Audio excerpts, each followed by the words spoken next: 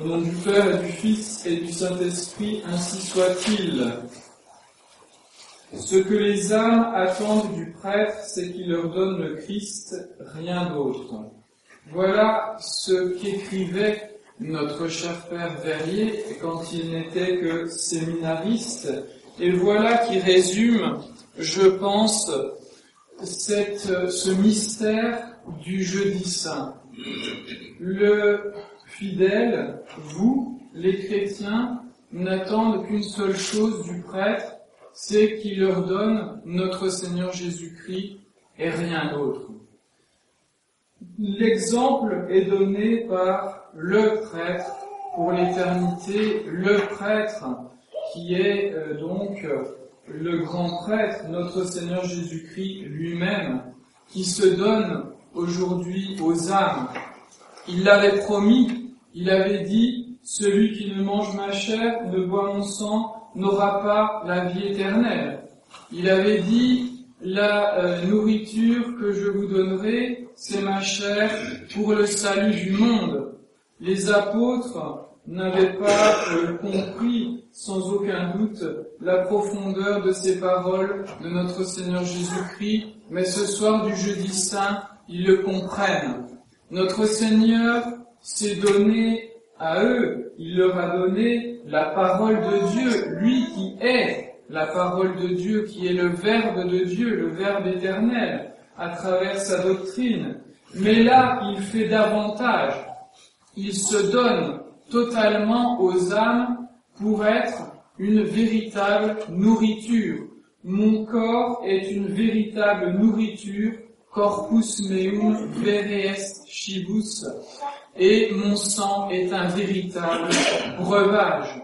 Vous le voyez, et il faut le signaler, nous sommes aux antipodes des doctrines protestantes qui ne veulent pas de la réalité de la transsubstantiation, de ce pain qui devient réellement, vraiment, substantiellement le corps de notre Seigneur Jésus-Christ, de ce vin qui devient vraiment, réellement, substantiellement, et non pas symboliquement, le sang de notre Seigneur Jésus-Christ. Aux antipodes également, bien sûr, du modernisme qui rejoint là le protestantisme dans ce manque de foi dans les paroles de notre Seigneur Jésus-Christ. Et je viens de faire un tour de ces paroles sur la Sainte Eucharistie, et vous le voyez, notre Seigneur Jésus-Christ insiste pour montrer qu'il s'agit bien d'une réalité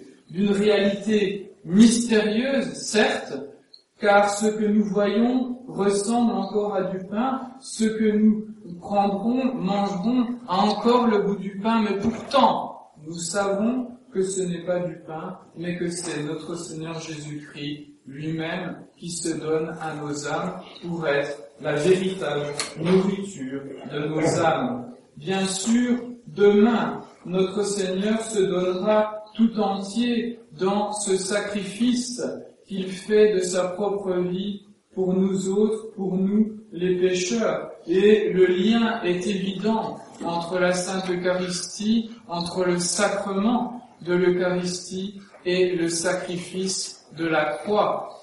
Faites ceci en mémoire de moi, et c'est donc mon corps qui est donné pour le salut du monde.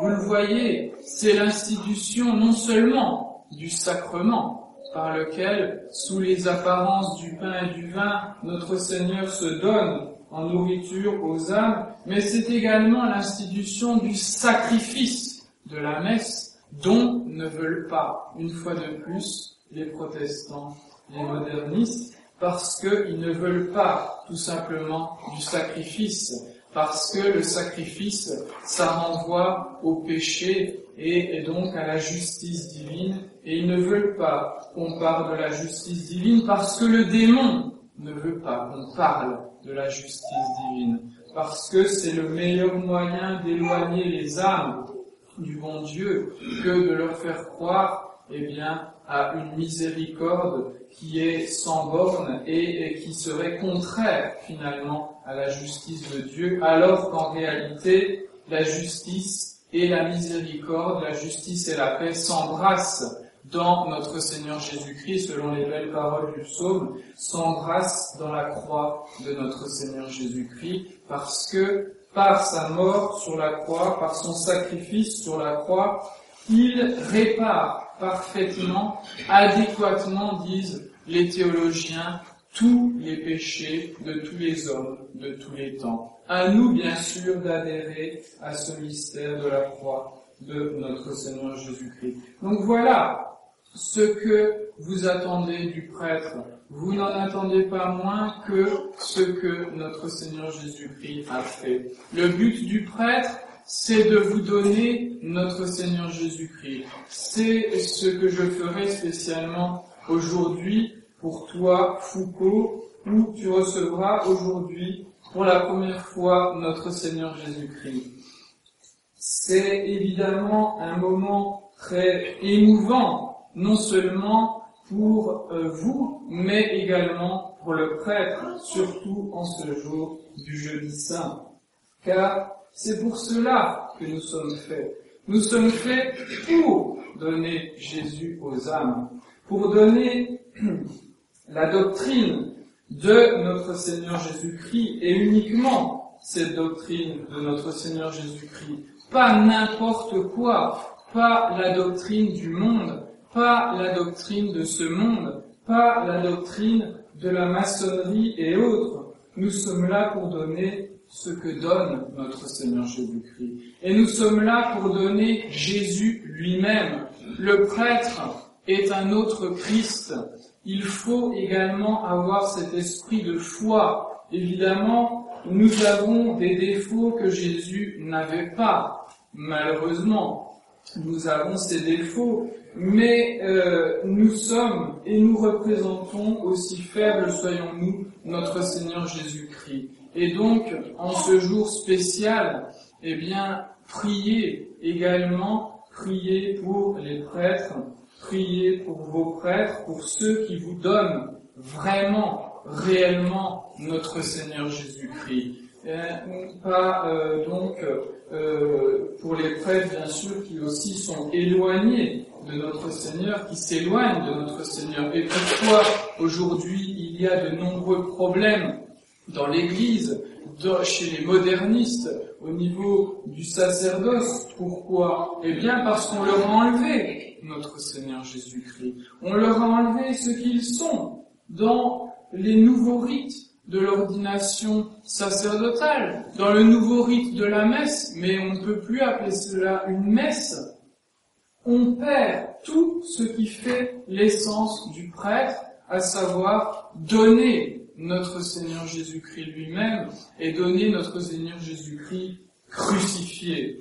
C'est ce que nous devons enseigner à l'image de Saint Paul, le Christ crucifié, et c'est ce que nous devons donner aux âmes.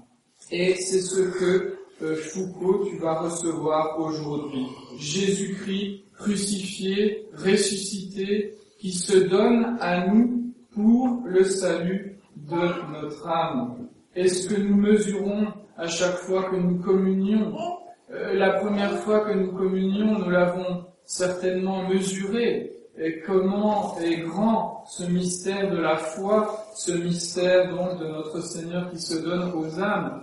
Mais par la suite, est-ce que nous mesurons à chaque fois que nous communions qu'il n'y a pas de Dieu qui soit plus proche de nous que notre Dieu, que le vrai Dieu? C'est d'ailleurs un scandale, par exemple, pour les islamistes, pour les musulmans, qui ne comprennent pas comment Dieu, le véritable Dieu, peut s'abaisser à ce point-là et non seulement se faire l'un des nôtres, mais se donner en nourriture à nos âmes. Ils ne le comprennent pas parce qu'ils ne comprennent pas Dieu lui-même, parce qu'ils ne comprennent pas le mystère de Dieu, qui est un mystère de bonté, qui est un mystère de miséricorde, et qui se donne totalement aux âmes pour ramener les âmes vers lui. Et donc voilà le but de la Sainte Communion. Voilà le but. Pourquoi communier? Pourquoi communier souvent?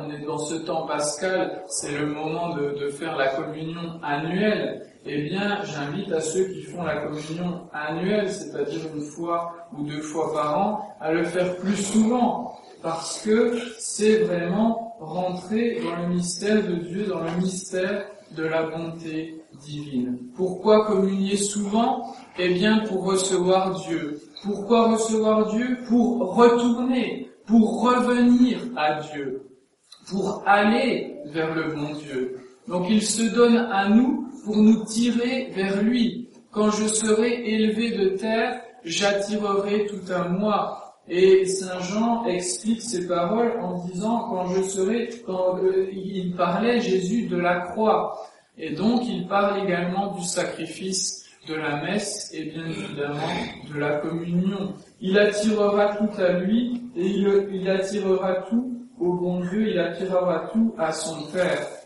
Donc, le but de la communion, c'est de nous faire revenir à Dieu, de nous faire aller vers Dieu. C'est le but également du prêtre. Le but du prêtre, ce n'est pas de révéler l'homme à l'homme, comme disent les modernistes. Non, le but du prêtre, c'est de donner le Christ et rien d'autre, comme disait notre cher Père Verrier.